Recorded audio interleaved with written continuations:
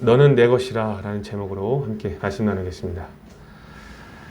오늘 우리가 함께 나눈 말씀은 하나님께서 포로로 잡혀간 이스라엘을 바벨론에서 돌아오게 하신다라는 위로와 소망의 메시지입니다. 우리가 먼저 본문으로 들어가기 전에 본문에 대한 배경 이해가 필요할 것 같습니다. 이사야서는 1장 1절에 기록되어 있는 것처럼 이사야 선지자가 유다와 예루살렘에 관하여 본 계시의 내용입니다. 하나님께서 이사야에게 보여주신 그 환상을 통해 이사야가 이 메시지를 기록했다라는 거예요. 이처럼 이사야서는 환상을 통해 기록한 이 메시지이기 때문에 어떤 상징적인 표현이 많이 사용되었지만 사실 오히려 굉장히 논리정연하고 하나님 중심적인 인식으로 삶의 방식을 계시하고 있기 때문에 오늘을 살아가고 있는 성도들에게 굉장히 통찰력을 주는 성경이다라고 우리는 확인할 수 있습니다. 그렇다면 이 이사야가 기록된 이유는 무엇일까요? 이사야가 기록된 이유는 결론부터 말씀드리면 패역한 이스라엘과 세상을 향한 하나님의 구원 계획과 그분의 영광을 선포하기 위해서 이 이사야서가 기록되었습니다. 하나님은 아브라함을 부르실 때 창세기 12장에 기록되어 있는 것처럼 그의 후손을 통해 세상이 복을 받을 것이다라고 약속해 주셨습니다. 또한 하나님은 다윗과 언약을 맺을 때 사무엘하 7장에서 기록되어 있는 것처럼 다윗의 보좌가 세상을 구원으로 인도할 것이다라고도 약속하셨어요. 그러나 이사야 시대에 이르러 아브라함의 후손들과 다윗 왕조의 대부분의 사람들은 더 이상 이 하나님의 약속을 믿지 않았고 오히려 거짓된 세상의 약속에 동조했습니다. 이것은 이사야가 사역하는 기간에도 충분히 확인할 수 있는 내용인데요. 결국 하나님에 대한 이 유다의 불신은 복에서 심판으로 전환되는 결과를 만들게 되었습니다. 유다는 강대국들의 공격이 하나님의 심판인지도 모르고 그것을 깨닫지 못하고 그 위기가 그들의 불신으로부터 시작된 것을 깨닫지 못했다는 거예요. 그리고 이러한 역사적 전환점에서도 유다는 하나님의 능력을 의지하는 것이 아니라 이방의 강대국들에게 굴복하는 쪽으로 방향을 옮겼습니다. 다시 말하면 하나님께로부터 완전히 등을 돌린 선택을 했다라는 거예요. 그렇다면 하나님의 약속들은 어떻게 되는 것일까요? 유다의 죄로 인해 하나님의 약속은 좌절되는 것일까요? 바로 이러한 질문에 대한 대답이 바로 이 이사야서가 기록된 이유입니다. 이사야서가 기록된 목적은 하나님의 심판을 통해 자기 백성을 정결하게 하신다는 데 있습니다. 이스라엘은 세상이 복을 받고 그들을 구원하기 위한 목적으로 창조되었기 때문에 이 사명을 파괴하는 것들은 깨끗이 사라져야 된다는 거죠. 그러나 죄인들을 향한 하나님의 압도적인 은혜로 이스라엘은 다시 한번 새롭게 재창조가 됩니다. 예루살렘이 완전히 멸망하고 바벨론에 의해 포로로 잡혀갔지만 하나님은 고레스 왕을 사용하셔서 유다의 회복을 선언하신다는 거죠. 결국 이스라엘의 심판은 그들을 새롭게 하시려는 압도적인 하나님의 은혜를 누리게 하는 데 있다는 겁니다. 그리고 이러한 계획은 세상과 열방도 같은 은혜를 경험하게 하는 거죠. 그러니까 이스라엘이 심판당한 이후의 회복은 단순히 이스라엘의 구원만을 위한 것이 아니라 이 회복된 이스라엘을 통해 세상을 구원할 하나님의 구속 계획이 포함되어 있다는 거예요. 그 내용이 이사야서의 전체적인 내용입니다. 그러므로 이사야서가 기록된 목적은 하나님께서 열방을 구원할 자기 백성들의 새로워지고 어떤 증대된 그 영광을 통해 하나님을 영화롭게 하실 것이라는 좋은 소식을 선포하는 성경책이에요. 즉 속량함을 받은 하나님의 백성에게 죄와 슬픔이 영원히 잊혀질 새로운 세상을 약속하는 오실 메시아로 말미암은 죄인들을 위한 소망의 메시지라는 사실을 우리는 깨달아야 합니다. 그래서 이사야서는 세 가지 역사적인 배경을 구조로 하고 있습니다. 1장부터 39장까지는 주전 8세기 말, 이 당시 이사야가 사역하던 시대를 배경으로 합니다. 그리고 이어지는 40장부터 55장은 주전 6세기에 바벨론에 사로잡혀간 유대인 포로들을 독자로 가장하고 있습니다. 그리고 56장부터 66장은 돌아온 포로들과 그 이후 세대를 배경으로 이 말씀을 선포하고 있어요. 그렇기 때문에 오늘 우리가 살펴볼 43장은 어떤 사람들이 독자입니까? 물론 이 이사야 시대의 이스라엘 백성들을 포함하기도 하지만, 그렇죠? 이사야가 하나님이 보여주신 그 환상을 통해 바벨론에 사로잡혀갈 유대인 포로들을 향해 기록된 내용이 바로 이 40장부터의 내용이다라는 거예요. 이해가 되시죠? 이해가 되십니까? 그렇죠? 아직 일어나지는 않았지만 장차 이스라엘 백성들이 당하게 될 그 심판의 내용들의 배경이 바로 오늘의 본문이라는 겁니다. 이것을 이해한 상태에서 본문을 함께 확인하면 오늘 우리가 말씀을 통해 오늘 우리에게 주신 하나님의 메시지를 확인할 수 있을 것 같아요. 자, 이제 말씀 한번 확인해 보겠습니다. 오늘 본문 말씀 1절을 한번 읽어볼까요? 1절입니다. 시작. 야곱아, 너를 창조하신 여호와께서 지금 말씀하시느니라. 이스라엘아, 너를 지으신 이가 말씀하시느니라. 너는 두려워하지 말라. 내가 너를 구속하였고 내가 너를 지명하여 불렀나니 너는 내 것이라. 아멘. 자, 우리 방금 읽은 구절은 하나님께서 이스라엘에게 구원을 약속하시는 내용이죠. 본문의 상황은 주전 6세기에 일어나게 될 사건으로서 이스라엘이 바벨론에 의해 나라를 잃고 포로로 끌려오게 된 상황에서 듣게 될 메시지입니다. 소망도 없고 불안함과 두려움 속에 있는 백성들에게 하나님이 구원의 은혜를 말씀하고 계시는 거죠. 그러므로 이스라엘 백성들은 비록 나라도 잃고 심지어 포로 생활을 하게 될 것이지만 두려워할 필요가 없다는 것이죠. 왜 그렇습니까? 하나님께서 약속하신 것처럼 그들을 구속하였고 그들을 지명하여 부르실 것이기 때문입니다. 여기서 지명하여 불렀다라는 말은요, 지명 무슨 말이에요? 이름을 불렀다라는 겁니다. 그렇죠? 이스라엘이라는 이름을 콕 집어서 너, 이스라엘 너라고 콕 찌른 거예요. 그렇죠? 그래서 지명하여서 불렀다. 다시 말해 이스라엘을 어떤 특정한 목적을 위해서 바벨론에서 불러내신다라는 의미입니다. 그 특정한 의미가 무엇입니까? 특정한 목적이 무엇입니까? 뭐예요? 그들을 회복시키고 새롭게 하여 세상과 열방을 구원하기 위한 거죠. 또한 여기 구속하였고 라는 말에서 구속이라는 단어는 히브리어 가알이라는 단어가 사용되었는데 이사야서에서 굉장히 매우 흔하게 사용된 단어로서 구하고 보호한다는 개념을 지니고 있습니다. 그런데 여기에 사용된 구속이라는 단어는 단순히 자기 백성을 포로 상태에서 구출하시는 것으로 끝이 아니라 그들이 경건히 꼽힐 수 있는 조건을 조성하시라는 의미로도 사용되어지고 있어요. 그리고 구속하였고라는 말과 지명하여 불렀나니 라는 말은요, 둘 다 히브리어로 완료 시제로 사용되었기 때문에 완료 시제가 무슨 뜻입니까? 이미 완성되어진 사건이라는 겁니다. 하나님께서 이스라엘을 향한 구원 계획을 이미 시작하셨다는 사실을 확인할 수 있는 대목이다라는 거죠. 그러므로 이스라엘은 앞으로 당하게 될 고난을 두려워하지 말고 장차 여호와께서 성취하실 미래의 영광을 기대하면 되는 것입니다. 자, 그렇다면 하나님께서는 이들을 왜 구원하려고 하시는 것일까요? 이들이 포로 생활을 하게 된 이유는 제가 계속해서 언급해드린 것처럼 그들이 지은 죄의 결과 때문입니다. 심지어 이사야 선지자가 선언한 것처럼 이들은 하나님께서 보내신 선지자들을 통하여서 계속해서 말씀을 선포하셨고 하나님의 메시지를 전했지만 그들은 귀와 눈이 멀어 여전히 듣지도 못했고 깨닫지도 못한 상태였습니다. 그래서 그들이 앞으로 당하게 될 이 고난이 여호와를 향한 불신으로부터 시작됐다는 사실을 그들은 여전히 모르는 상태라는 겁니다. 그럼에도 불구하고 하나님께서는 그들을 향한 구원 계획을 이미 시작하셨다고 지금 말씀하고 계세요. 그 이유가 무엇이냐는 겁니다. 왜 그렇습니까? 그 이유는 이스라엘 백성들이 하나님의 소유이기 때문입니다.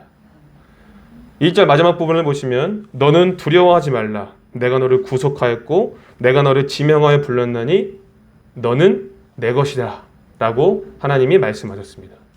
여러분, 다른 이유가 없습니다. 이스라엘 향한 구원 계획은 그들의 어떠하심으로 인한 것이 아니라 하나님께서 그들을 택하셨고 그들을 자기의 소유로 삼으셨기 때문인 거죠. 다시 말해 철저하게 하나님의 은혜 때문이라는 겁니다. 하나님께서 이스라엘을 내 것이라고 말씀하시는 것은 하나님과 이스라엘의 관계가 여전히 유효하다라는 것을 우리가 확인할 수 있겠죠. 예루살렘의 멸망과 포로 생활이 그들의 불신으로 말미암은 죄 때문일지라도, 심지어 그 사실을 깨닫지 못함에도 불구하고 하나님과 이스라엘의 관계는 여전히 유효한 상태라는 겁니다. 이것을 확인할 수 있는 부분이 1절 서도에 기록되어 있죠. 1절 서도에 보시면 어떻게 기록되어 있습니까? 야곱아, 너를 창조하신 여호와께서 지금 말씀하시느니라. 이스라엘아, 너를 지으신 이가 말씀하시느니라. 여기 1절 서도에 보니까 하나님께서 이스라엘이 아니라 먼저 야곱이라고 부르시죠. 여기에서 말하는 야곱은 이스라엘을 말하는 것이겠죠. 야곱이 하나님의 사자와 씨름하여 얻은 이름이 이스라엘이라는 것을 다들 알고 계시죠? 그러니까 하나님께서 이스라엘이라고 먼저 부르지 않고 먼저 야곱이라고 부르신 이유는 하나님께서 야곱에게 이스라엘이라는 이름을 줄 때부터 그리고 지금까지 이 민족을 기억하고 있다라는 뜻으로 해석할 수 있다는 거죠. 다시 말해 아브라함에게 하신 약속을 지금도 여전히 신실하게 기억하고 계신다는 거예요. 아브라함의 후손을 통하여서 세계가 복을 받게 하는 그 놀라운 약속을 여전히 기억하고 계신다는 거예요. 그래서 야곱아, 너를 창조하신 여호와께서 지금 말씀하시니라. 너를 지으신 이가 말씀하시니라. 여기에 기록된 이 창조는 이스라엘의 역사와 관련된 표현으로서 하나님과 이스라엘 사이에 끊을 수 없는 긴밀하고도 사적인 관계를 보여주고 있는 거죠. 여전히 여호와께서는 이스라엘을 기억하고 계시며 여전히 관계가 유효하다는 겁니다. 그들이 여호와께 등을 돌리고 범죄하였으며 여전히 이 사실이 그들의 죄로부터 나온 사실을 모르고 있음에도 불구하고 하나님은 여전히 이들을 사랑하시며 그 관계가 유효하다는 사실을 이렇게 말씀하고 계시는 거예요. 이처럼 우리가 섬기는 하나님께서는 한 번 약속하신 것은 반드시 이루어 주시는 신실하고 은혜가 많으신 하나님이라는 사실을 믿으시기 바랍니다. 그런데 사실 이스라엘의 입장에서는 예루살렘의 멸망을 맞이하게 되었을 때 사실 하나님과의 관계도 끝났다고 생각했을 것입니다. 왜냐하면 여호와의 임재를 상징하는 이 예루살렘 성전이 바벨론에 의해 완전히 무너졌기 때문이에요. 이스라엘은 지금까지의 경험을 떠올렸을 때 어떤 위기 속에서도 반전의 역사를 통해 성전은 무너지지 않았기 때문에 절대로 아무리 어떤 강대국들이 와도 예루살렘 성전은 멸망하지 않을 것이라고 믿었습니다. 하지만 예루살렘 성전이 무너짐으로써 하나님이 자기들을 떠났다라고 생각한 것이죠. 심지어 나라를 잃고 포로 생활까지 하고 있으니 소망 없이 하루하루를 버티고 살 뿐이었습니다. 그런데 이게 웬일입니까? 여호와께서 이스라엘을 기억하신다고 말씀하신 거죠. 여호와께서 이미 이스라엘을 향한 구원 계획을 시작하셨다라고 말씀하고 계십니다. 여전히 너는 내 것이다 라고 불러주신 거예요. 여전히 하나님과의 관계가 유효하다라는 소망의 메시지를 주고 계시는 겁니다. 그러면서 이 약속의 성취를 확실하게 보여주기 위하여서 이어지는 2절부터 4절까지 이렇게 얘기하시는데 과거 조상 때부터 보여주셨던 역사적 사실을 근거로 하여 내가 너희를 이렇게 구원할 것이다. 또 구체적인 구원 계획을 설명해 주세요. 우리 2절부터 4절까지 한번 읽어볼까요? 읽겠습니다. 시작. 네가 물 가운데로 지날 때에 내가 함께 할 것이라. 강을 건널 때에 물이 너를 침몰하지 못할 것이며 내가 불 가운데로 지날 때에 타지도 아니할 것이요 불꽃이 너를 사르지도 못하리니 대전하는 여호와 내 하나님이요 이스라엘의 거룩한 이요 내 구원자임이라. 내가 애굽을 너의 속량물로 구스와 스바를 너를 대신하여 주었노라. 내가 내 눈에 보배롭고 존귀하며 내가 너를 사랑하였은즉 내가 내 대신 사람들을 내어주며 백성들이 내 생명을 대신하리라. 아멘. 자, 여기 2절에 기록된 물 가운데로 지날 때는요, 무엇이 연상됩니까? 애굽을 떠난 이스라엘이 홍해를 건넌 사건을 우리가 상상할 수 있겠죠. 그렇죠? 그렇습니다. 이 물 가운데로 지날 때는 애굽을 떠난 이스라엘이 홍해를 건넌 사건을 암시하고 있어요. 그리고 이어지는 강을 건널 때는요, 바벨론의 유브라데와 그 지류를 지칭하고 있습니다. 다시 말해 과거 이스라엘이 홍해를 마른 땅으로 건너게 하셨던 것처럼 하나님께서는 이스라엘 백성들에게 바벨론을 떠날 때에 이 유브라데 강을 안전하게 건널 수 있게 해주신다는 의미예요. 또한 불 가운데로 지날 때라는 말은요, 이들이 지나게 될 폭염과 뜨거운 바람이 부는 사막을 생각나게 합니다. 하지만 물과 불은요, 물과 함께 어떤 위험의 전체성을 보여주기 위해 사용된 것으로 볼 때, 다시 말하면 어떤 위험 속에서도 하나님께서는 이스라엘 백성들을 지켜주셔서 다시 그들의 고향 땅으로 돌아가게 하시겠다라는 말씀이에요. 뿐만 아니라 여기 3절에 기록되어져 있는 말씀 중에 나는 여호와 내 하나님이요 라고 하나님 스스로를 소개하고 계시죠. 이것은요, 출애굽 사건과 관련하여 굉장히 자주 사용된 표현입니다. 여러분 출애굽기를 읽어보시면 이 표현들이 굉장히 자주 사용되어 있어요. 다시 말해 이것을 하나님께서 본인을 스스로 소개하시면서 이렇게 말씀하신 이유는 무엇이겠습니까? 바벨론에서 구원하실 분이 그들의 조상을 애굽에서 해방시킨 여호와라는 사실을 그들에게 알려주기 위한 거예요. 너희들이 섬겨야 할 참신은 나 하나뿐이다. 너희들 구원할 사람은 구원할 하나님은 나 여호와 하나님이다 라는 것을 말씀하고 계시는 거죠. 또한 이스라엘의 거룩하신 이라는 표현은요, 여호께서 이스라엘 편에서 홀로 역사를 주관하신 하나님이심을 알게 해주는 표현입니다. 역사를 주관하는 하나님께서 이스라엘의 해방을 위해 고레스에게 주어질 속량물로 한 번은 애굽과 구스와 스바 나라가 주어질 것이라고 말씀하셨고, 또 한 번은 사람들과 백성들을 언급하고 있습니다. 그리고 이것은 역사적으로도 실제 세계사 속에서도 요세푸스에 따르면 바사 왕국이, 다시 말하면 페르시아가 애굽과 구스와 스바를 점령하고 페르시아를 편입시킴으로 말미암아 이것을 대신해서 이스라엘을 놓아주었다라고 기록되어 있어요. 하나님께서 이스라엘의 해방을 위해 역사를 주관하신 겁니다. 그러므로 이것은 창조주 하나님의 통치 능력과 이스라엘에 대한 그분의 넘치는 사랑을 보여주는 사건으로 해석이 됩니다. 다시 말해 이 세 나라뿐만 아니라 땅 위의 모든 백성을 죽어서라도 구하실 만큼 이스라엘이 하나님께는 그 무엇과도 바꿀 수 없는 보배롭고 존귀한 존재라고 지금 말씀하고 계시는 거예요. 왜 그렇습니까? 이스라엘은 하나님의 소유이기 때문이에요. 여러분들이 내 거라고 소유하고 갖고 있는 거 있으면 함부로 다룹니까? 절대 함부로 다루지 않잖아요. 그렇죠? 내가 소유한 것을 가지고 있다면, 정말 가치 있게 생각하고 있는 내 소유가 있다면 그 어떤 것에서부터 빼앗기지 않기 위해서 정말로 존귀하고 귀하게 여긴다는 거죠. 바로 그런 표현을 하나님께서 말씀하고 계신 겁니다. 그리고 더 나아가 5절과 6절에서는 하나님께서 이방 나라에 흩어져 살고 있는 이스라엘 자손들과 함께 해주실 것이다 라고 약속하시면서 두려워하지 말라라고 명하십니다. 이 말은 하나님께서 이스라엘에 흩어진 자들을 다시 모두 불러 모으실 것이며 사방으로 흩어진 이스라엘 자손들이 고향 땅으로 귀향하게 된다는 뜻입니다. 우리 7절 말씀 한번 읽어볼까요? 7절입니다. 시작. 내 이름으로 불려지는 모든 자 곧 내가 내 영광을 위하여 창조한 자를 오게 하라. 그를 내가 지었고 그를 내가 만들었느니라. 아멘. 여기 내 이름으로 불려지는 모든 자는 이스라엘이 여호와의 소유임을 다시 한번 확인할 수 있는 표현이겠죠. 그래서 이 7절의 말씀은요, 이스라엘이 비록 앞으로 이제 앞으로 당하게 될 일이겠죠.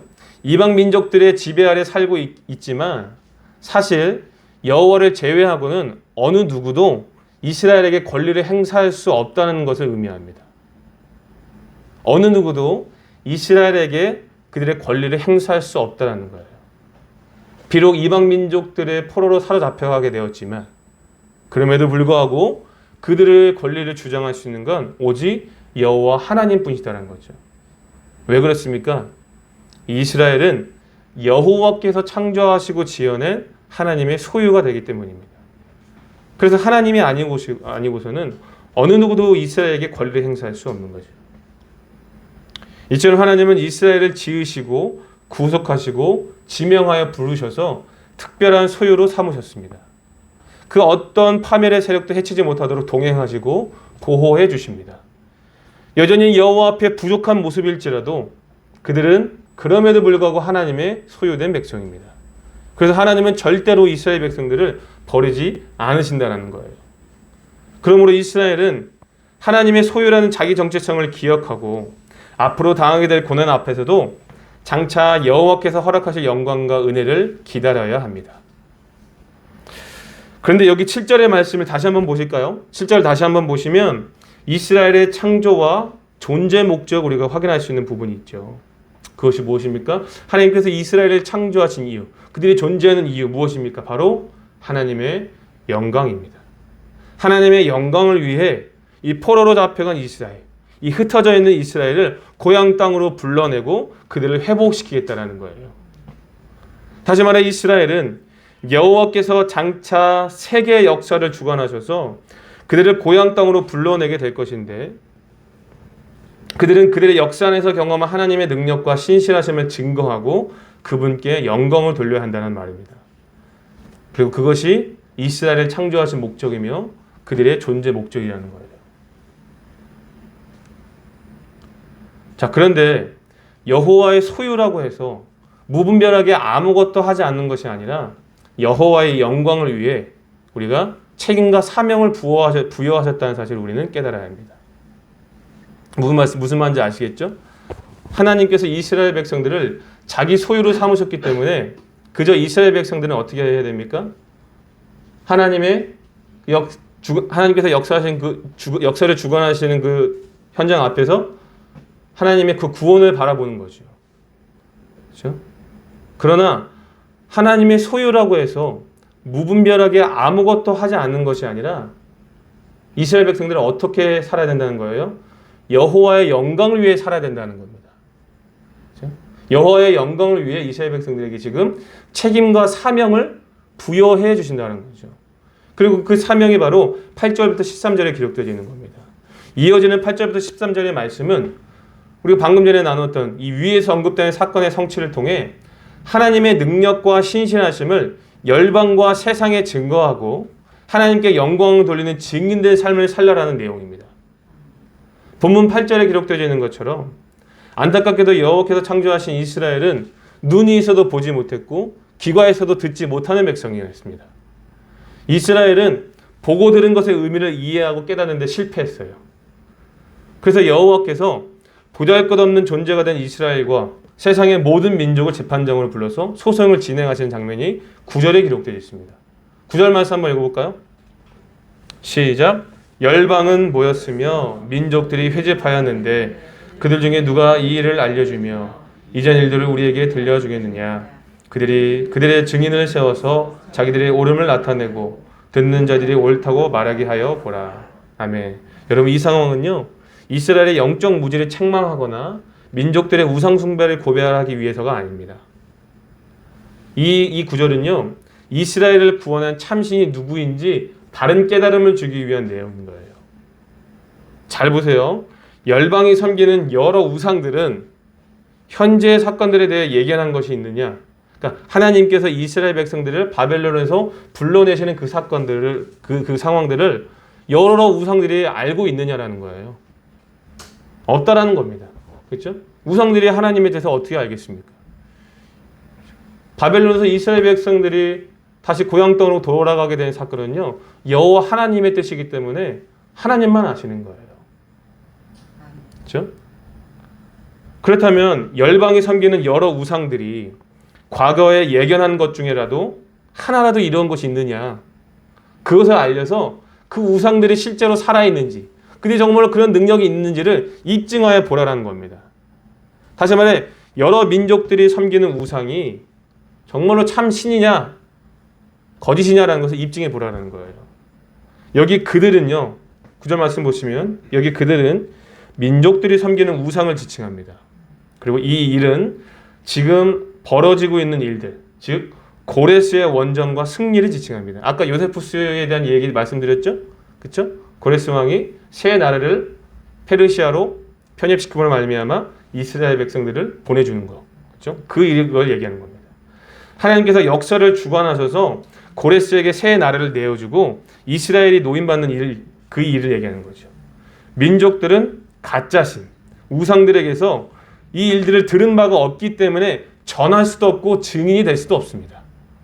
민족들은 무능한 우상들에게서 들은 것이 없기 때문에 입을 다물 수밖에 없죠. 하지만 이스라엘은 선지자들을 통해 이 사실을 거듭해서 들어왔고 역사 안에서 계시된 여호와의 능력을 직접 보게 될 것이기 때문에 증인이 될 수 있다는 거예요. 여호와 하나님께서 그들에게 미리 알려주시고 보여주셨을 뿐만 아니라 계시하신 대로 이루어지게 하신 것을 듣고 보게 될 것입니다. 그러므로 이스라엘은 여호와께서 택하신 종으로서 하나님께서 하신 일을 증언하며 살라라는 거예요. 그렇게 하나님께 영광 돌리며 살라라는 겁니다. 우리 10절 말씀 한번 읽어볼까요? 10절 말씀 시작. 나 여호와가 말하노라 너희는 나의 증인 나의 종으로 택함을 입었나니 이는 너희가 나를 알고 믿으며 내가 그인 줄 깨닫게 하려 함이라. 나의 전에 지음을 받은 신이 없었느니라 나의 후에도 없으리라. 아멘. 여러분 종이 주인의 명령을 따라 일하듯이 이스라엘은 종의 사명을 바르게 깨닫고 실행해야만 합니다. 여호와께서 이스라엘을 당신의 백성으로 택하신 목적은 이 역사를 주관하시는 여호와만이 참된 하나님이심을 증명하고 나타내기 위함이에요. 이 사건과 이스라엘의 증언을 통해 열방이 하나님의 살아계심을 알게 하기 위함입니다. 여기 10절 마지막 부분에 보시면 뭐라고 하나님이 본인을 설명하십니까? 나의 전에 지음을 받은 신이 없었느니라. 그리고 나의 후에도 없으리라고 말씀하세요. 이 말씀은 여호와의 유일성을 주장하는 표현으로서 족보로 연결된 바벨론 신들에 대한 비판이기도 합니다. 여러 민족들의 그 우상들과는 달리 이스라엘의 하나님 여호와는 출생한 신도 아니고 중간에 갑자기 등장한 신도 아니라는 거예요. 하나님은 처음과 이전부터 단독자로 존재하시면서 홀로 창조와 역사를 주관해 오셨습니다. 그걸 설명하고 계신 거죠. 우리 11절과 12절 말씀 읽어보겠습니다. 11절과 12절 시작. 나 곧 나는 여호와라 나 외에 구원자가 없느니라. 내가 알려주었으며 구원하였으며 보였고 너희 중에 다른 신이 없었나니 그러므로 너희는 나의 증인이요 나는 하나님이니라 여호와의 말씀이니라. 아멘. 여기 11절에 나 곧 나는 여호와라는 표현은 하나님의 절대 권력과 주권을 선언하시는 말씀이죠. 오직 이스라엘의 하나님만이 역사를 결정하고 이끌어 오시는 분이라는 겁니다. 또한 나 외에 구원자가 없느니라는 이 표현도 역시 오직 구원의 능력과 의지가 오직 여호와께만 있다. 오직 여호와께만 구원의 능력이 독점적으로 있다라는 것을 설명하시는 거예요. 그러므로 이스라엘은 앞으로 그들의 역사 안에서 경험하게 될 하나님의 능력과 신실하심을 어떻게 해야 된다는 거예요? 열방에 증언해야 된다는 거예요. 여호와 하나님만이 홀로 살아계시며 역사를 주관하시는 주권자이심을 증언해야 된다는 겁니다. 눈으로 보고 귀로 들은 그 하나님의 역사를 전하고 하나님의 어떠하심을 증언하며 살라라는 거예요. 그들의 증언을 통해 열방이 하나님의 살아계심과 참 신이라는 사실을 알게 될 때 하나님이 그들을 창조하신 목적대로 이스라엘은 하나님을 영화롭게 하는 영광스러운 존재로 살게 될 것입니다. 그래서 이스라엘 백성들을 구원하시려는 거예요. 이처럼 하나님께서는 이스라엘을 내 것이라 부르시며 소망과 위로를 전하는 것으로 그치지 않고 더 나아가 원래 그들을 창조하신 목적대로 살 수 있도록 이렇게 사명도 부여해 주셨습니다. 하나님의 영광을 위해 증인된 삶을 살게 하신다라는 거예요. 그러므로 이스라엘은 이 본문의 메시지를 통해 앞으로 당하게 될 심판 앞에서도 어떻게 해야 된다는 겁니까? 그들을 향한 하나님의 신실한 사랑은 영원할 것이기 때문에 두려워하지 말고 하나님의 영광을 나타내는 증인으로 살아갈 것을 결단해야 합니다. 이것이 이 당시 받아야 할 이스라엘 백성들의 마음의 태도여야 합니다. 결국 오늘의 본문은 이스라엘이 당할 심판의 메시지를 설명하는 것 같지만 사실은 이 심판 이후에 이스라엘을 새롭게 회복시켜 하나님의 창조 목적대로 살게 하실 압도적인 하나님의 은혜를 누리게 하는 구원의 메시지인 것을 우리는 바르게 깨달아야 합니다. 자, 여기까지가 본문의 전체적인 내용이에요. 이해가 되셨으면 아멘 하시기 바랍니다. 자, 그렇다면 성도 여러분, 우리는 본문을 통해 무엇을 깨달을 수 있을까요? 두 가지 정도 깨달을 수 있는데요. 첫 번째는 우리가 하나님의 소유된 백성이라는 것과 두 번째는 하나님의 영광을 위해 증인된 삶을 살아야 한다는 것입니다. 여러분 에베소 2장 1절 말씀에 기록되어 있는 것처럼 본질적으로 우리는 허물과 죄로 죽었던 자들입니다. 그리고 그 결과는 지옥 형벌뿐이었습니다. 하지만 사랑이 많으신 하나님께서 창세전에 그리스도 안에서 예정하시고 택하사 저와 여러분들, 우리 그리스도인들을 살려주셨어요. 심판과 형벌밖에 없는 우리에게 구원과 축복이라는 은혜를 주셨습니다. 우리는 다 양 같아서 각기 제갈 길로 갔지만 하나님께서는 우리 모든 사람들의 죄악을 그리스도께로 담당시키사 우리에게 죄에서 자유함을 허락해 주셨습니다. 죄인인 우리를 사랑하시고 당신의 소유 삼기 위해서 그의 아들의 십자가에 내어주셨다는 거예요. 사망에서 생명으로 우리를 옮겨주셨고 마귀의 자녀에서 하나님의 자녀로 옮겨주셨습니다. 신분을 바꿔주셨다는 거예요. 이것은 우리의 어떠함으로 되어지는 것이 아니라 하나님께로부터 말미암은 의의입니다. 다시 말해 철저하게 하나님의 은혜라는 거예요. 그러나 우리는 절대로 무뎌져서는 안 되는 이 은혜를 너무나 당연하게 여기는 것은 아닌지 모르겠습니다. 우리의 본질적인 부패함 때문에 하나님 앞에 여전히 부족하고 온전하지 못한 모습을 보인다라는 거죠. 하지만 그럼에도 불구하고 하나님께서는 우리를 사랑하시며 우리를 향한 놀라운 계획을 가지고 계십니다. 우리의 연약함으로 인해 때로는 우리를 눈물 골짜기로 지나가게 하실지라도, 때로는 하나님이 우리를 떠나신 것 같은 괴로운 일들을 만날지라도, 그렇죠? 우리가 어떤 정체라는 사실을 기억해야 된다는 거예요. 하나님의 소유된 백성이라는 사실을 기억해야 된다는 거예요. 우리의 죄로 인해, 우리의 연약함과 부패함으로 눈물 골짜기를 걸어갈지라도 하나님이 날 떠나신 것은 아닐까? 내가 왜 이렇게 힘들게 살아가지? 라는 생각이 들지라도 우리는 끝까지 하나님의 영원하고 신실하신 약속을 믿어야 된다는 겁니다. 왜 그렇습니까? 하나님이 우리를 소유로 삼아주셨기 때문입니다. 너는 내 것이라 여전히 불러주고 계시기 때문이에요. 그러므로 우리는 우리에게 드러나는 어떤 현상들과 상황에 주목할 것이 아니라 하나님의 약속을 붙들 수 있어야 합니다. 나의 어떠함이 아니라 하나님의 어떠함을 기대하며 살아가야 된다는 거죠. 본문에서 이스라엘은 그들의 죄의 결과로 눈물 골짜기를 지나게 되지만 그럼에도 불구하고 하나님은 그들에게 위로와 소망의 메시지를 주셨습니다. 여전히 하나님께서 이스라엘을 기억하고 계시며 여전히 관계가 유효하다는 것을 말씀하시잖아요. 그렇죠? 야곱아 너를 창조하신 여호와께서 지금 말씀하시느니라. 이스라엘아 너를 지으신 이가 말씀하시느니라. 너는 두려워하지 말라. 내가 너를 구속하였고 내가 너를 지명하여 불렀나니 너는 내 것이라. 할렐루야. 아멘. 그러므로 우리도 존재적인 부패와 연약함 때문에 눈물 골짜기를 지날지라도 하나님께서는 여전히 우리를 기억하시며 여전히 관계가 유효할 뿐만 아니라 우리를 향한 놀라운 구원 계획을 이미 시작하셨고 성취하실 것이라는 사실을 믿으시기 바랍니다. 우리의 어떠함과는 상관없이 여전히 너는 내 것이다 라고 불러주신다는 사실을 믿으시기 바라요. 두려워하지 마십시오. 어떤 파멸의 세력도 우리를 해하지 못하도록 하나님께서 우리를 동행하시고 보호하여 주십니다. 그 어떤 것도 우리에게 권리를 주장할 수 없어요. 오직 하나님만이 우리의 권리를 주장하십니다. 왜 그렇습니까? 우리의 정체성은 하나님의 소유된 백성이기 때문입니다. 로마서 8장 38절에서 39절은 이렇게 확신 있게 선포합니다. 내가 확신하노니 사망이나 생명이나 천사들이나 권세자들이나 현재일이나 장래일이나 능력이나 높음이나 깊음이나 다른 어떤 피조물이라도 우리를 우리 주 그리스도 예수 안에 있는 하나님의 사랑에서 끊을 수 없으리라. 아멘. 그러므로 사랑하는 성도 여러분, 우리를 향한 하나님의 사랑은 영원하시다는 사실을 믿으시기 바랍니다. 나는 하나님의 소유라는 그 정체를 깨닫고 어떠한 상황 속에서도 두려워하지 말고 장차 하나님께서 허락하실 구원의 은혜를 기대하며 승리할 수 있기를 바랍니다.